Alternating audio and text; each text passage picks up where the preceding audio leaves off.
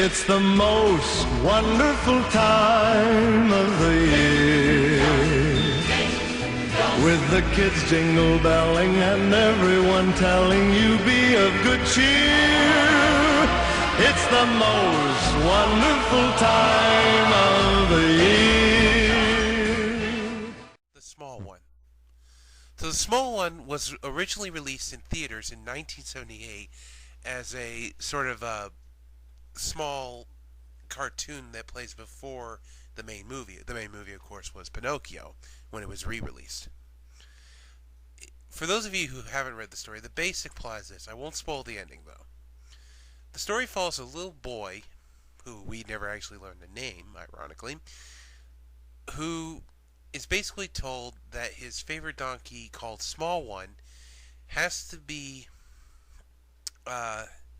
sold because he just can't work as hard as the others. You know, he's getting old. He's not going to really be as hardworking as the other ones. So the dad originally is going to take the donkey, but the son decides, you know what, let me take him because I probably can do better. And he says, all right, but you got to get at least one piece of silver. And you can't come back until you have to be back before night. So he pretty much spends the whole, like, almost 2/3 of the story just looking around, trying to find someone to sell it to. And there is one person that almost buys him, but I won't get into that. I won't spoil the ending because you have to really see it to understand the ending, but it's pretty good for what it is.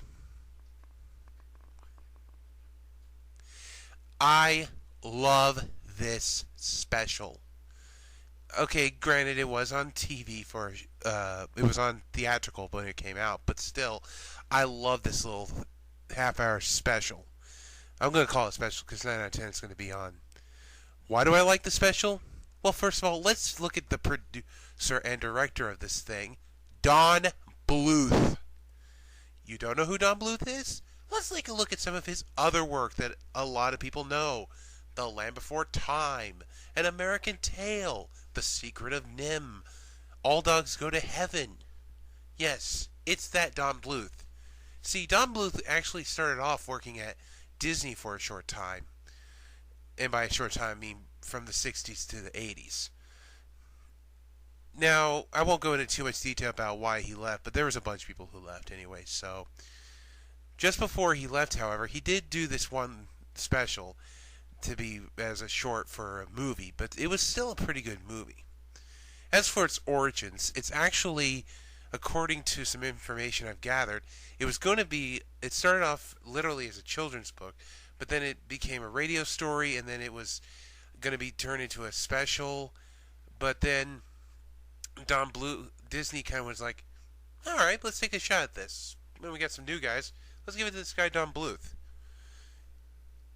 As for the special itself, there is some beautiful music, there is some interesting characters, and like I said, I don't really want to spoil the ending because it is an excellent ending, and it makes me tear up almost every time I watch it. Like Mickey's Christmas Carol, this is available on a sort of compilation DVD, which there's two versions of it. One is the old one that I have myself, which is now out of print, and a newer one that just came out, which mainly focuses on Mickey's Christmas Carol and less on the others. The one thing I didn't know about it was that the version I have is actually edited for a little bit. I won't say number one of the edits because it has to do with the ending. And as for number two, it has to do with one of the songs in the movie. You can look it up on Wiki. It's faster that way. Do I recommend The Small One? If you haven't already figured it out by now, yes, I recommend The Small One. It's a classic. You'll definitely enjoy it. You'll love it. And for little kids, yeah, it's a cute little short, and I definitely recommend it for anyone. So join me tomorrow as we take a trip into another dimension A dimension not only of sight and sound, but of mind.